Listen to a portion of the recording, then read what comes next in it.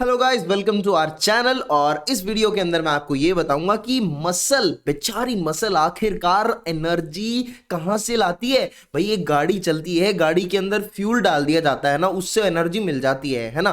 तो मसल को कैसे एनर्जी मिलती है, तो उसी के बारे में हम इस वीडियो के अंदर डिटेल से एक्सप्लेनेशन देने वाले हैं आपको। ठीक है, तो करें क्या शुरू। तो चलिए शुरू करते हैं बच्चों।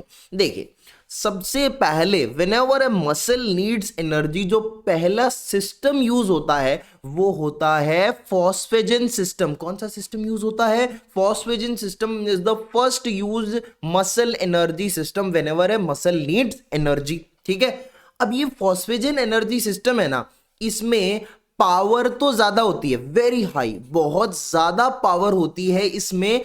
कहने का मतलब what is power? Power is the rate of something, है ना। जैसे वर्क डन करने का रेट है ना, तो एटीपी प्रोडक्शन का रेट नहीं, इसी की तरीके से पावर होती है रेट। तो रेट ऑफ एटीपी प्रोडक्शन यहां पर ज्यादा होता है। इसका मतलब सेल को क्विकली एनर्जी मिल जाती है। क्या मैं सही बोल रहा हूं? बिल्कुल सही बोल रहा हूं। सेल को इस केस में फॉस्फेजन सिस्टम के अंदर एनर्जी क्विकली मिल जाती है, लेकिन कैपेसिटी है ना वो लो होती है। वही बात हो गई कछुआ और खरगोश वाली बात हो गई। खरगोश जो है वो थोड़ा क्विकली काम कर लेता है, कछुआ धीरे धीरे करता है। समझ गए हो मेरी बात?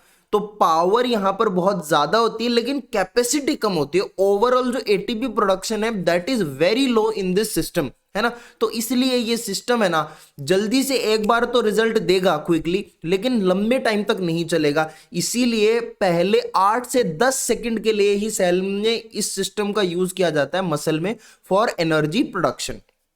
और इस सिस्टम के अंदर what are the fuels used? तो फ्यूल है यहां पर क्रिएटिन फॉस्फेट या फिर फॉस्फोक्रिएटिन। दैट्स वाई हम इसको बोलते हैं ना फॉस्फेजन सिस्टम। तो क्रिएटिन फॉस्फेट यहां पर फ्यूल का काम करता है। अब मैंने एक चीज बताई, ये पहले 8 से 10 सेकंड तक ही हम इससे एनर्जी ले सकते हैं। इसके रीजंस हैं, जैसे सबसे मेन रीजन तो ये है कि क्रिएटिन फॉस्फेट जो फ्यूल है ना, ये इसके बहुत कम सोर्सेज होते हैं, बॉडी के अंदर बहुत कम पाथवेज होते हैं जिनसे क्रिएटिन फॉस्फेट बनता है।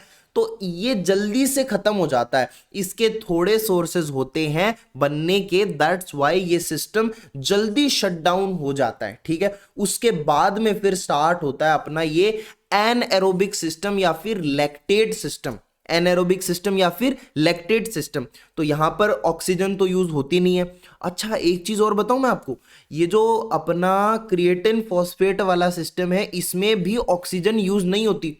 तो फिर आप बोलोगे कि जब इसमें भी ऑक्सीजन यूज नहीं होती तो ये हमने क्यों लिया है? क्योंकि इसकी तो एफिशिएंसी भी बहुत कम है, कैपेसिटी कम है ना, तो बहुत ज्यादा ही कम है कैपेसिटी एक्चुअली।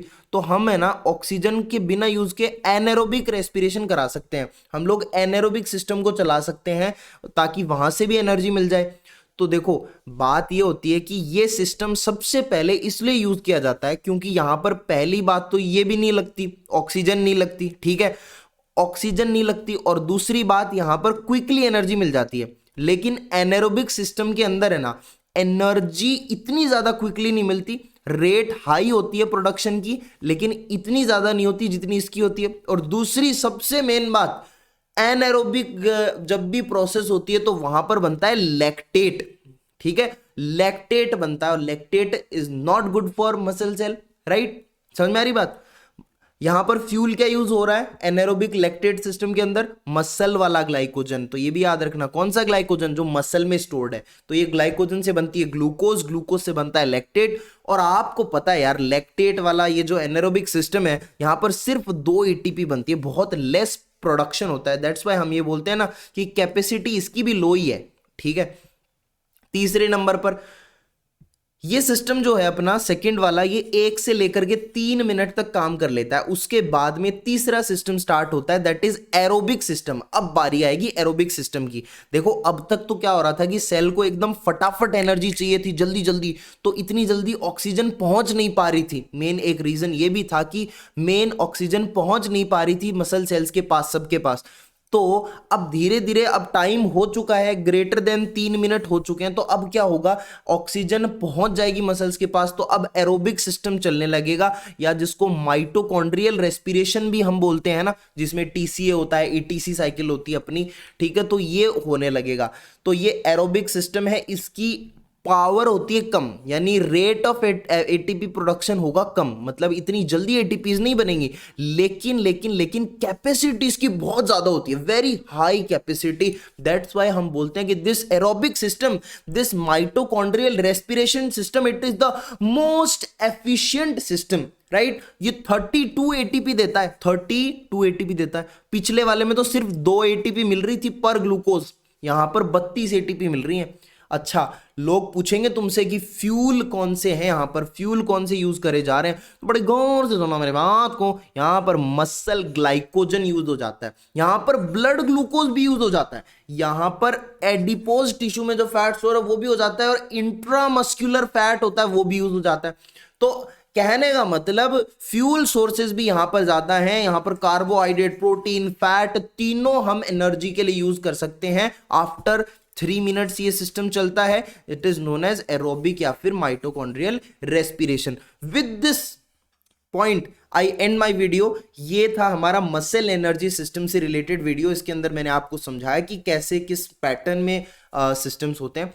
तो मिलते हैं नेक्स्ट वीडियो में with a new topic. Till then take care, bye. नहीं नहीं नहीं नहीं, सुनो, तुम है ना वीडियो को लाइक नहीं करते हो और अपने दोस्तों के साथ बिल्कुल भी शेयर नहीं कर रहे हो, और सब्सक्राइब तो कर ही नहीं रखा भाई, कर क्या रहे हो? सब्सक्राइब करो, share it with your friends, why are you not doing that? ठीक है, मिलते हैं नेक्स्ट वीडियो में। Till then take care, bye bye.